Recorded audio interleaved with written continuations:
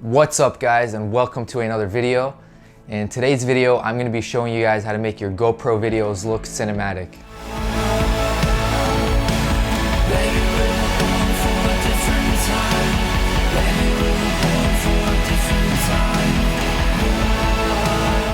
So in the previous video I've showed you guys how to make your videos look cinematic, and a lot of the same concepts apply, but there's a few things with the GoPro that you need to adjust for to give it that extra push forward to make it look cinematic.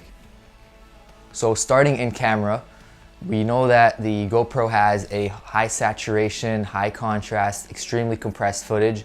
So what you want to do in camera is shoot in a flat color profile, and that maximizes your dynamic range. But that also means you're going to have to do a lot more or a slightly more color correction or color grading later in post to bring that, contrast and saturation back to life. Another thing we're going to do is compensate for the lens distortion, along with a few extra tips and tricks I'm going to show you guys. So after you've shot your video, don't forget to shoot in in flat color profile, and also try to avoid shooting at night because the GoPro is quite horrible in low light conditions. You can denoise it later, but it's going to look a lot more dull and it's going to lose its sharpness. So try to avoid shooting in low light. So these are the basic tips you want to know when shooting with GoPros to get that extra dynamic range. So now let's go to editing. So we're here in Premiere. We have our 3 clips over here. The first and second clips are shot with the A7R II in 4K, and our third clip over here is shot with the GoPro also in 4K with a flat color profile like I mentioned earlier. So what we're going to do is we're going to color match these and make them seem like they're shot out of the same camera.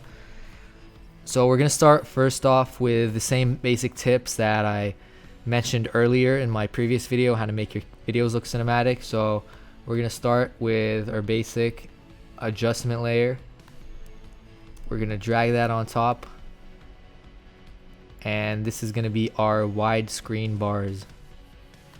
Just drag it over here, go to effects, crop, drag it on top, and we'll set the top and bottom to about 12% and bottom to 12%. So that gives us our widescreen bars.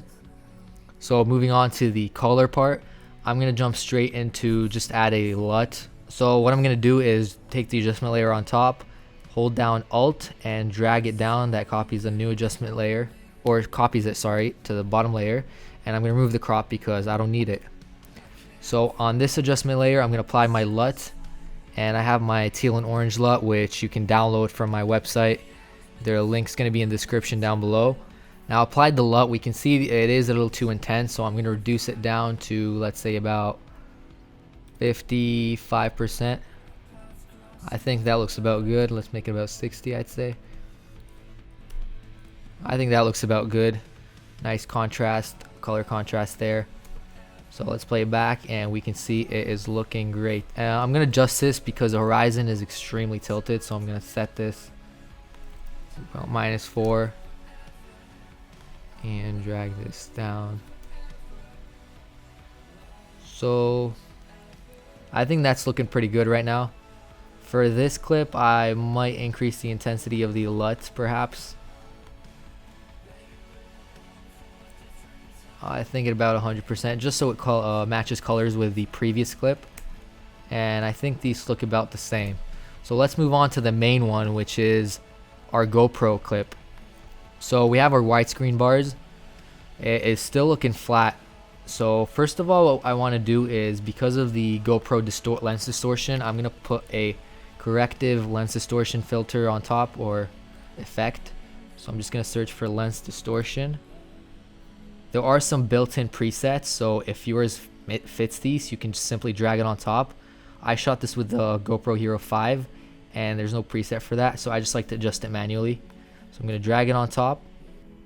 So we can see the line over here. The rails are kind of curved. They start over here and they just tilt around. So you can adjust the curvature until that line becomes kind of straight.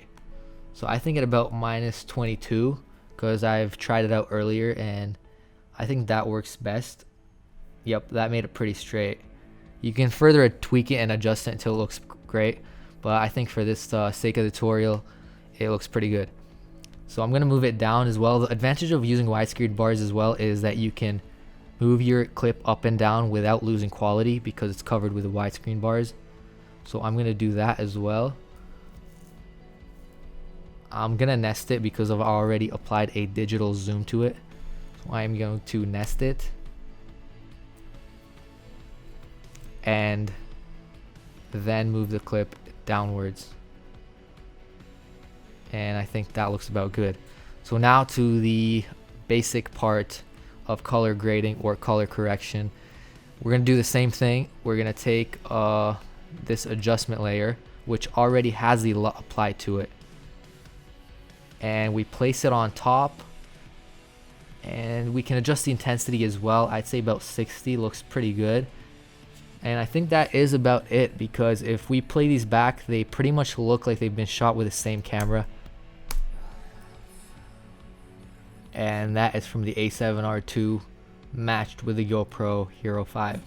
I think that looks pretty good, pretty cinematic, and it looks great. And that is how you make your GoPro footage look cinematic. Now, most of it has been covered with the previous video, but there are a few extra steps that you need to follow in order to compensate for the GoPro's shortcomings. And that's it for this one. So that's it for this video, guys. Thank you guys for watching, and if you enjoyed the video, learned something, give it a thumbs up. If you want to catch future videos, subscribe down below. If you have any questions, comments, or tutorial requests, you can leave them in the comment section below. And thank you guys for watching once again, and see you guys next time.